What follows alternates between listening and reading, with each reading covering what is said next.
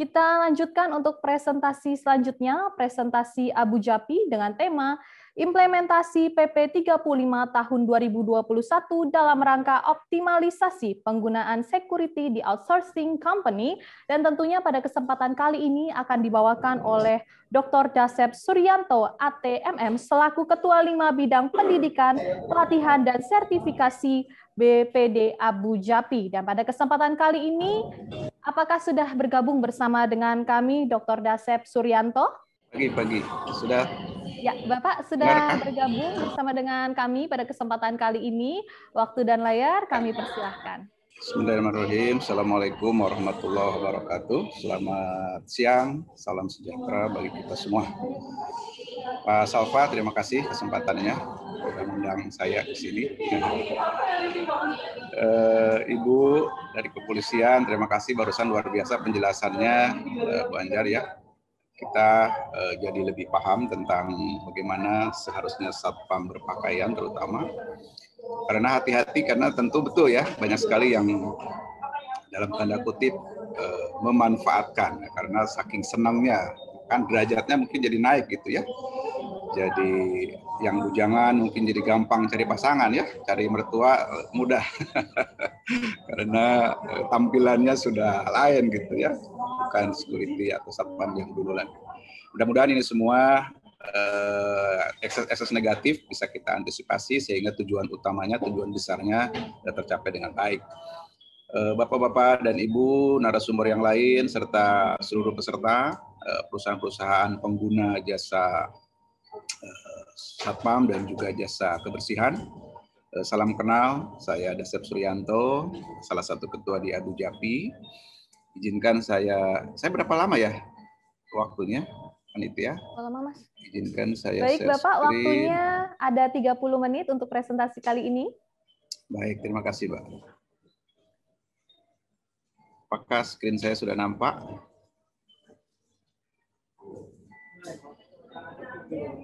Sudah Pak Dasep. 30 menit, Bapak.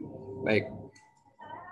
Ini implementasi PP 35 tahun 2001 dalam rangka optimalisasi penggunaan security di outsourcing company. Jadi kan ini Bapak Ibu peserta adalah perusahaan-perusahaan pengguna security ya, dan juga pengguna jasa kebersihan. Tentu perlu memahami betul tentang perundangan dan juga bagaimana mengoptimalkannya. Nah, mohon maaf kalau suara saya agak sebentar ada suara ini ya, lagi di bandara saya nih. Saya berkenalan dulu sedikit di sini. Jadi Bapak Ibu sekalian, hari ini saya memimpin sebuah BUJP juga, ya, namanya Elite People Solution di Jakarta. Ini karyawan sekitar ada 2.000 karyawan ya, ada 2.000 karyawan. Di samping itu, saya juga Vice President di Kawan Lama Group. Ini perusahaan retail. Mungkin Bapak Ibu mengenal ada Ace Hardware, Informa, Chatime ya. Ada karyawan sekitar 40.000 sekarang. Nah, jadi saya dua fungsinya nih. Berperan sebagai perusahaan outsourcing dan juga pengguna outsourcing gitu ya. Jadi dua-duanya bisa kita sharingkan lah pada diskusi siang hari ini. Mudah-mudahan ada hal positif yang bisa kita ambil dan terapkan di perusahaan Bapak Ibu semua. Di samping itu ada sejumlah aktivitas saya di sini. Saya nulis buku juga. Saya wakil ketua umum di Asosiasi Retail. Saya direktur di lembaga sertifikasi retail. Ketua Apindo di Jakarta Barat. Saya dosen juga di Sumatera Barat. Ya, sebulan sekali terbang ke sana. Lalu saya steering komite di Gerakan Nasional Indonesia Kompeten, anggota Dewan Pengupahan di DKI Jakarta dalam menentukan UMP ya, anggota Tripartit Nasional, kemarin sangat sibuk untuk Undang-Undang Ciptaker ini, termasuk membuat PP-nya. Jadi walaupun nanti insya Allah mungkin akan lebih dalam pembahasan tentang PP 35, tapi nanti sekilas saya sampaikan juga. Karena di sana mudah-mudahan bisa semakin kuat pemahaman kita ya. Tentu lebih detail nanti dari Pak Pengawas Disnaker ya. Baik, di Abu Dhabi saya sebagai Ketua Pendidikan, Pelatihan, dan Sertifikasi. Ya. Baik, Bapak-Ibu sekalian. Jadi ada 3 topik yang kita coba sampaikan dalam 30 menit ini. Pertama mungkin ini sekilas PP nomor 35, tapi saya tidak akan dalam-dalam karena nanti akan dikupas habis oleh dari pengawas Disnaker. Nah, kita akan agak banyak dalam nanti mungkin di sini nih, karena Bapak Ibu sebagai perusahaan pengguna outsourcing, strategi memilih perusahaan outsourcing, jasa pengamanan, termasuk nanti cara menghitungnya seperti apa, gitu ya, jumlah security yang dibutuhkan. Baik, yang nomor pertama dulu sekilas kita harus masuk ke sini karena kita mau tidak mau harus menjalankan ini semua dengan baik. Ya, sebetulnya saya sih lihat ada 5 topik besar terkait dengan PP 35 ya. Sekali lagi Bapak Ibu, saya tidak dalam ya. Sekilas ini poin-poin highlight yang menurut saya sangat relevan. Nanti lebih luas, lebih dalam insya Allah dari Pak Pengawas ya. Nah, kita tahu sekarang bahwa PKWT atau kontrak sudah sangat jelas bahwa perusahaan outsourcing itu sekarang dibunyikan. Bunyinya adalah bisa PKWT, bisa PKWTT gitu ya. Tapi kalau perusahaan Bapak Ibu sebagai pengguna tentu dalam menggunakan PKWT-nya itu terbatas.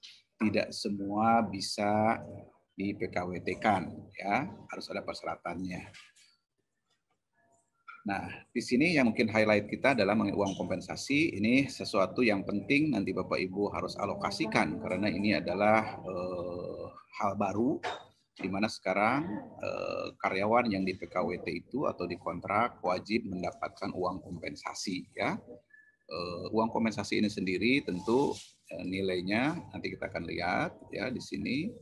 Jadi nilainya adalah 1 bulan upah dalam setahun atau bisa proporsional. Jadi kalau lebih dari 1 bulan, misalkan 3 bulan, 3/12 ya. Ini harus kita berikan sebagai uang kompensasi.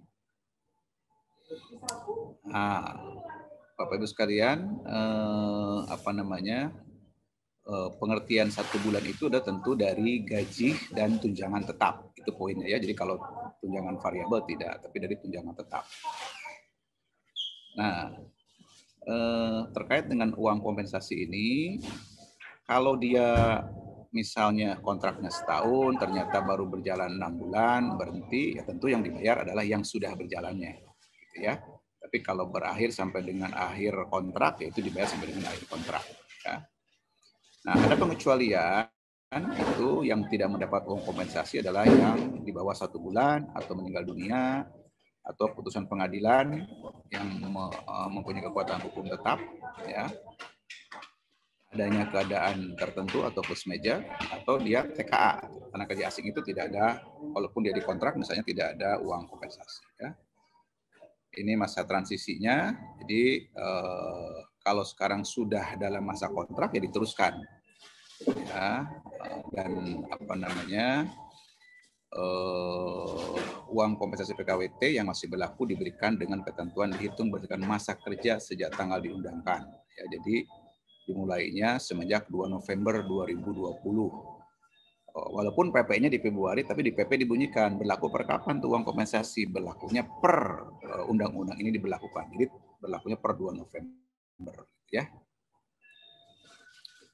Nah, yang penting lagi di sini adalah dulu ada istilahnya pipa supply, job supply, sekarang itu satu paket. Jadi ini sudah dihapus sehingga hubungannya sekarang antara pemberi pekerjaan dengan perusahaan outsourcing itu betul-betul per data saja.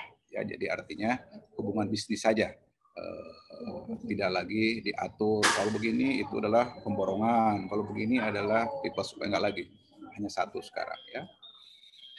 Nah, dulu pekerjaan pokok saja yang boleh pekerjaan pokok tidak boleh di-outsourcingkan gitu ya.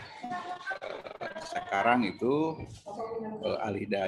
perusahaan itu boleh meng-outsourcingkan semua jenis pekerjaannya selama memang dia merasa aman, butuh. Karena memang spirit dari Ciptaker ini mempermudah investasi sehingga orang yang punya uang dari luar misalkan masuk ke dalam tidak usah bingung memikirkan mengenai ketenaga kerjaan, bisa di-outsourcingkan semua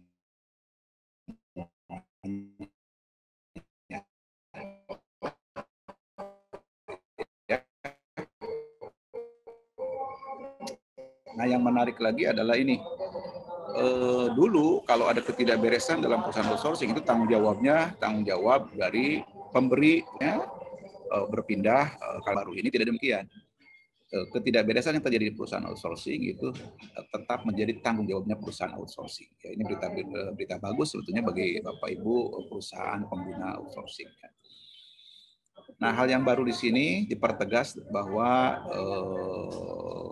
perusahaan outsourcing itu bisa PKWT dan PKWTT. Kalau dulu nggak dibunyikan, ya sekarang boleh kontrak, boleh permanen dengan tegas. Perlindungan pekerja atau buruh menjadi tanggung jawab perusahaan alidaya. Nah, jadi yang tadi ya, jadi tidak lagi kalau ada kesalahan itu pindah ke prinsipal atau ke Bapak Ibu semua, ke user tidak, tapi tetap tanggung jawabnya perusahaan outsourcing. Nah, yang agak menarik nih yang baru yaitu TUPE, Transfer of Undertaking Protection of Employment, artinya kalau Ibu Bapak sudah pakai outsourcing A, lalu mau dialihkan ke B, itu tidak boleh hak-hak yang memang sudah diterima oleh si karyawan itu menjadi berubah atau dihilangkan, gitu ya. Seperti itu. Dan juga harus berbadan hukum. Ini hal-hal yang sudah tegas pada UU Ciptaker. Lalu kalau waktu kerja, saya yakin ini semua sudah tidak ada perubahan seperti sebelumnya. Hanya ini mungkin saya garis bawahi bahwa sektor dan pekerjaan tertentu untuk security, kemarin kita di Tripartit Nasional, Bapak Ibu, sedang mengajukan kita nanti ingin security itu ada jam khusus, tentu harus komunikasi dengan kepolisian segala, seperti halnya pekerja-pekerja di tambang, pekerja-pekerja yang di dalam hutan, yang di tengah lautan, gitu ya, itu ada jam kerja khusus, sehingga mereka itu tidak lagi diikat oleh 40 jam seminggu, oleh 7 atau 8 jam per hari, gitu ya. Kan lewat itu lembur. Nah, kita security sedang mengajukan itu, ya. Mudah-mudahan ini nanti ada ketentuan Permenaker khusus yang mengatur tentang jam kerja security. Karena memang security agak unik, dia seringnya bekerjanya cukup panjang dan justru di weekend bahkan lebih sibuk biasanya, gitu ya. Nah, ini nanti detailnya saya belum bisa sampaikan karena ini masih dalam proses, ya. Waktu istirahat juga seperti biasa, ya. Kewajiban perusahaan, nah ini mungkin agak menarik di sini yang mengenai kewajiban memberi makan kalau sudah lemburnya lebih dari 4 jam. Ini tidak bisa diuangkan, harus natura, ya, karena memang yang sampai satpam karena butuh uang, jadi dia tidak diberikan ke makan, nanti kesehatannya terganggu, ya. Harus betul-betul dikasih makan. Ini waktu lembur mungkin nanti lebih detail dari Pak Kepala Pengawas, ya. Nah, pelaksanaan waktu lemburnya juga nanti diatur. Ini PHK, Bapak Ibu sekalian. Nah, menarik di sini sekarang itu perusahaan outsourcing yang berhubungan dengan karyawan kontrak, bila mem-PHK karyawan itu lebih mudah, lebih simpel prosesnya, bukan lebih mudah, lebih simpel karena memang yang karyawan kontrak pun tidak terlalu repot lagi karena mereka sudah tahu akan dapat hak uang kompensasi, sehingga lebih nyantai lah, gitu ya. Karena sebetulnya yang dikontrak sekarang kalau dikontraknya 24 tahun lebih itu lebih untung daripada karyawan permanen, ya, kompensasinya. 24 tahun dia 24 kali gaji, gitu ya. Kalau permanen belum tentu total antara uang pesangon, uang penggantian penghargaan masa kerja dan uang apalagi sekarang yang 15%-nya hilang, ya, itu harusnya lebih kecil, ya. Artinya proses PHK kalau dulu itu harus berunding dulu, baru sepakat PHK. Kalau sekarang bisa PHK dulu, kalau dia setuju selesai, kalau nggak setuju baru berunding, gitu. Nah, jadi tahapannya begini. Nah, ini tapi saya tidak detail di sini, ya, tapi ini lebih simpel. Jadi perusahaan pemberi pekerjaan lebih nyaman, lebih tenang dikelola oleh outsourcing company, ya. Ini ketentuan pesangon juga udah jelas aturannya, sudah ada, ya.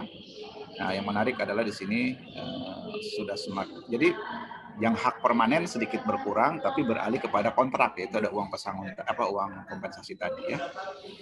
Ini besaran kompensasi tidak usah saya jelaskan di sini, ya.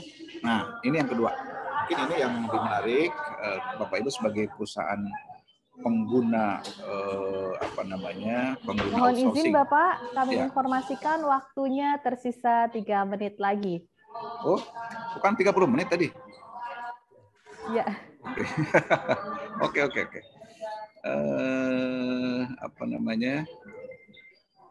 yang gini, walaupun tadi resiko ada di perusahaan outsourcing Bapak Ibu sekalian, tetapi sebagai pemberi kerja, Bapak Ibu harus memilih perusahaan outsourcing yang betul-betul benar. Kenapa? Karena kalau tidak beres dalam kompensasi dan lain-lain, itu dampak psikologiknya, dampak kinerjanya, Bapak Ibu yang akan menderita gitu ya. Jadi sekali lagi, walaupun dampak secara hukum itu ada di perusahaan outsourcing, tapi bukan berarti Bapak Ibu dengan gampang memilih bebas outsourcing company. Jangan, pastikan badan hukumnya dengan benar, ya. Lokasi usahanya juga jelas, tengok, karena ada juga ngabal-abal, misalkan namanya siapa tapi nggak jelas di mana kantornya, datangin, lihat seperti apa. Ya, portofolio juga cek, sudah melayani perusahaan apa saja. Kalau perlu cek referensi itu ya, perusahaan sebelumnya gimana, puas nggak dengan outsourcing ini gitu ya, itu perlu dicek. Klausul PKWT ini juga perlu dilihat, bagaimana perjanjian yang dibuat antara perusahaan outsourcing dengan karyawannya. Nah, ini Bapak Ibu harus tahu, jangan-jangan ternyata banyak hal yang menyimpang misalnya, atau ada yang merugikan si karyawannya. Karena sekali lagi, walaupun secara hukum tanggung jawab perusahaan outsourcing, tapi secara semangat kerja nantinya, secara performance itu akan berpengaruh kepada pekerjaan di tempat Bapak Ibu sekalian. Ya, compliance terhadap pengupahan, bagaimana UMP-nya dijalankan dengan benar, struktur dan skala upah ini harus ada ya, karena UMP kan bagi karyawan yang setahun ke bawah. Nah, bagaimana yang setahun ke atas tentu ada susunya ya, struktur dan skala upah. Bagaimana pelatihan-pelatihannya di mereka, ada tidak, sejauh mana pelaksanaannya. Ini semua sangat mempengaruhi ke kualitas orang yang ada di yang bekerja di tempat Bapak dan Ibu ya. Sistem kekaryawanan, bagaimana pengaturan kedisiplinannya dan sebagainya. Ini akan ada di dalam HRIS dari si perusahaan tersebut. Ini semua merupakan hak dari Bapak Ibu untuk mengetahui agar betul-betul memilih perusahaan outsourcing yang tepat ya. Nah, cara menghitung kebutuhan sekilas adalah Bapak Ibu sekalian, yang pertama tentu kaitannya dengan area ya. Seberapa luas area ini udah umum. Yang kedua, berapa jumlah pintu masuk, itu tentu mempengaruhi jumlah security ya. Bagaimana lingkungannya, apakah lingkungan memerlukan penjagaan 24 jam, lingkungannya bermasalah tidak, sekitarnya seperti apa. Berapa kuat Ibu Bapak menggunakan teknologinya ya. Kalau teknologinya semakin tinggi tentu semakin sedikit security-nya, tapi kalau tanpa teknologi akan semakin banyak. Lalu ada prime area, artinya area-area utama yang memang perlu diamankan. Ini area khusus ya, mungkin ada alat tempat-tempat barang berharga atau apa, itu akan berpengaruh kepada jumlah security ya. Nah, bagaimana detail kepada angka, sebetulnya ada teori namanya workload analysis. Di sini adalah Bapak Ibu menghitung berdasarkan volume kerjaan seseorang. Ya, nanti disebut dengan full time equivalent namanya, ya. Jadi di sini Bapak Ibu sekalian ada hitung-hitungannya. Nanti saya tunjukin sebentar. Jadi kalau nanti angkanya di bawah ini disebutkan underload, artinya orangnya itu katakanlah sekarang kerja ada 2 orang. Ternyata dihitung itu di bawah ini. Oh, berarti orang itu kebanyakan 2 orang itu. Atau overload kalau di atas ini. Ya, nanti kita lihat bagaimana sekilas. Jadi tahapan yang penting itu harus jelas dulu harapan Bapak Ibu sekalian. Dari orang-orang security yang dibutuhkan itu mengerjakan apa saja.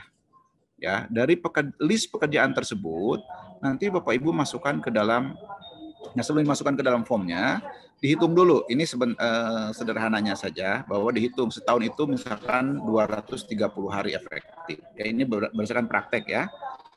Lalu secara jam, akhirnya ditemukanlah bahwa dalam setahun itu ada 1.564 jam per tahun ya, jam kerja itu. Nah, dari situ nanti Bapak Ibu akan ngitung, dimasukkan kerja si A itu kerjanya apa saja, apakah kerjanya sehari berapa menit, sehari berapa jam, atau ada yang kerjanya sifatnya mingguan, mungkin bikin laporan, ada yang kerjanya tiap 2 minggu, ada yang dikerjakannya sebulan sekali, itu nanti di-list semua. Sehingga munculan ini total waktu. Ini hasil contoh, kita menghitung, asalnya karyawannya satu-satu semua nih, sehingga total 4 karyawan ya. Setelah dihitung, ternyata manpower yang dibutuhkan betul 4, tapi harusnya di LP-nya 2. Ini kerjaan supervisor dan kepala regu itu harusnya digabung saja misalnya. Nah, ini contoh setelah kita bisa menghitung, maka akanlah ketemu berapa jumlah yang harus diisi dari security yang kita butuhkan. Nanti lebih detail kita bisa dalam diskusi, karena waktu saya sangat dibatasi, baru 3 menit. Mohon maaf telat sedikit. Terima kasih Bapak Ibu sekalian. Assalamualaikum warahmatullahi wabarakatuh. Waalaikumsalam warahmatullahi wabarakatuh. Terima kasih untuk Dr. Dasep Suryanto, ATMM, yang sudah memaparkan materi pada presentasi kali ini. Tentunya tadi dengan tema implementasi PP nomor 35 tahun 2021 dalam rangka optimalisasi penggunaan security di outsourcing company.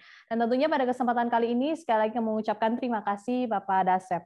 Dan selanjutnya ini ada pertanyaan lagi, ini untuk Bapak Dasep, apakah tergabung bersama dengan kami? Sudah ya. Ini ada pertanyaan untuk Bapak Dasep Suryanto. Izin bertanya, Pak.